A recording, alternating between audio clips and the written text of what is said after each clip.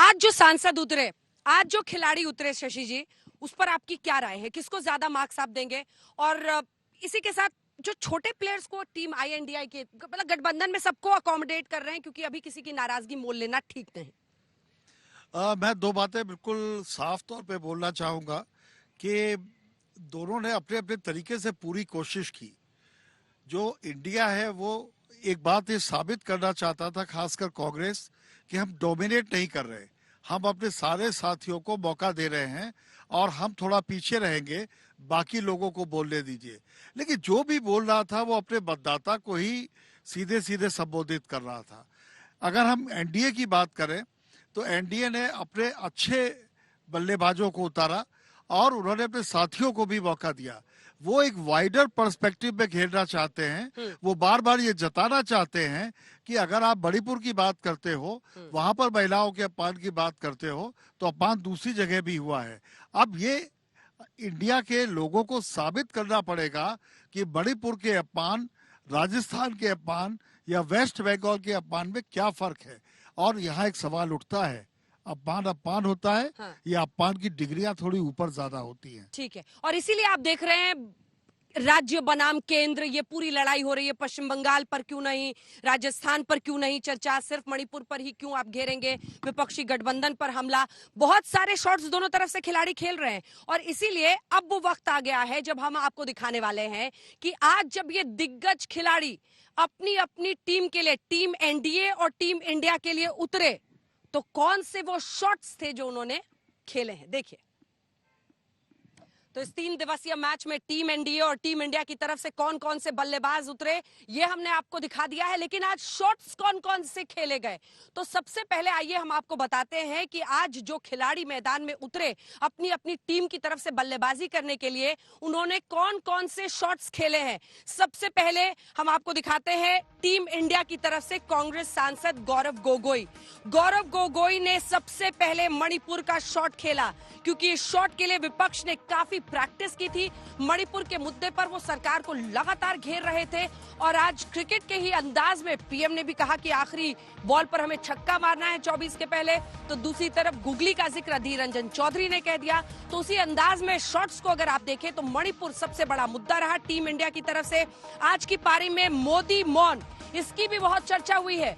जो दूसरा शॉट खेला गया है वो है प्रधानमंत्री की मणिपुर के मुद्दे पर चुप्पी को लेकर। हालांकि आपको ये भी बता दें कि मॉनसून सत्र की शुरुआत होते ही जब प्रधानमंत्री पहुंचे, मीडिया से रूबरू हुए, तो उन्होंने मणिपुर के मुद्दे का जिक्र किया, उस वायरल वीडियो का भी जिक्र किया जिसमें औरतों के खिलाफ अपराध हो रहा था। लेकिन मोदी मौन का मुद्दा खूब चर्चा का विषय बना। जो तीसरा शॉट है 3 दिन के इस मैच में, आज तीसरा शॉट विपक्ष की तरफ से अडानी पर खेला गया। गौरव गोगोई हो, अन्य सांसद हो, टीम इंडिया की तरफ से कहा गया कि देश में कुछ बिजनेसमैन को सिर्फ अमीर बनाने के लिए पूरी सरकार ताकत झोंक रही है। आज की पारी में चौथा शॉट जिसकी चर्चा हो रही है वो है महंगाई, और ये शॉट इंडिया गठबंधन की तरफ से खिलाड़ी सुप्रिया सुले ने खेला। कीमतों में इजाफा, टमाटर की कीमत, थाली में खाने वाली तमाम चीजों की कीमत पर जमकर सरकार को सुप्रिया सुले ने घेरा। और 5वां शॉट केंद्र सरकार की खरीद फरोख्त का खेला गया। ये शॉट भी इंडिया गठबंधन की खिलाड़ी सुप्रिया सुले ने ही खेला। महाराष्ट्र में जिस तरह से उद्धव ठाकरे की सरकार गई और उसके बाद एकनाथ शिंदे की सरकार बनी और उसके बाद से अजित पवार भी एनसीपी छोड़कर इधर आ गए एनडीए की तरफ, तो ये वो शॉट है जो एक बार फिर से आज देश की संसद में खेला गया है, जिसमें खरीद फरोख्त का मामला उठाया है विपक्षी नेताओं ने। टीम इंडिया की तरफ से जो विपक्षी गठबंधन पर शॉट खेला गया उसमें निशिकांत दुबे ने बहुत तगड़े शॉट्स खेले, जबरदस्त अंदाज में खेले। कहा ये वही पार्टियां हैं जो एक दूसरे के गर्दन पर अपने हाथ रखती थी, लेकिन आज सहूलियत की राजनीति करते करते ये सब एक साथ हो गए हैं। टीम इंडिया एनडीए की तरफ से विपक्षी गठबंधन पर हमला हुआ।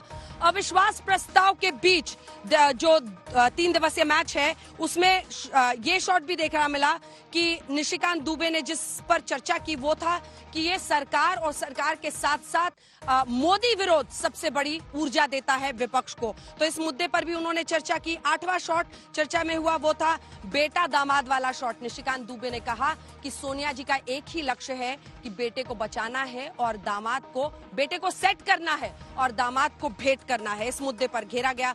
9वां शॉट इंडिया वालों का जो फेवरेट शॉट है सीबीआई और ईडी वाला शॉट, और ये शॉट्स डिंपल यादव ने मारा।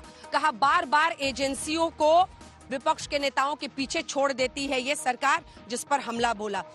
इसी के साथ जो अगला था वो था महिला अत्याचार का मुद्दा, जिसको विपक्ष ने जमकर उठाया। आज की पारी में औकात वाले शॉट्स पर भी एनडीए की तरफ से खेले गए कि मोदी पर हमला करने की औकात नहीं है। ये नारायण राणे ने अपनी तरफ से खेला था। सियासत की पिच पर इन शॉट्स के बीच 12वां शॉट था। बीजेपी सांसद सुनीता दुग्गल ने यूनिफॉर्म सिविल कोड का खेल दिया। यानी ये वो करारे शॉट्स थे जो आज एनडीए और इंडिया की तरफ से इस 3 दिवसीय मैच में खेले गए। ये रिपोर्ट देखिए। हमने पहले कभी भी नहीं देखा कि आज समाज का एक वर्ग दूसरे के प्रति बदले की भाषा का प्रयोग कर रहा है। अफसोस की बात है सर कि जो सरकार एक इंडिया की बात करती है, आज उन्होंने 2 मणिपुर आपने बना दिए हैं। आपके राजनीति से 2 मणिपुर आज बन गए। आज आप लोग मणिपुर का नाम लेकर के, नॉर्थ ईस्ट का नाम लेकर के बार बार जो आप लोग बोल रहे हैं, काश आप लोग 2014 के पहले के परिस्थिति को याद करते तो आपको आज नॉर्थ ईस्ट का नाम अपने जुबान पर लेने के लिए भी आपको सोचना पड़ना था।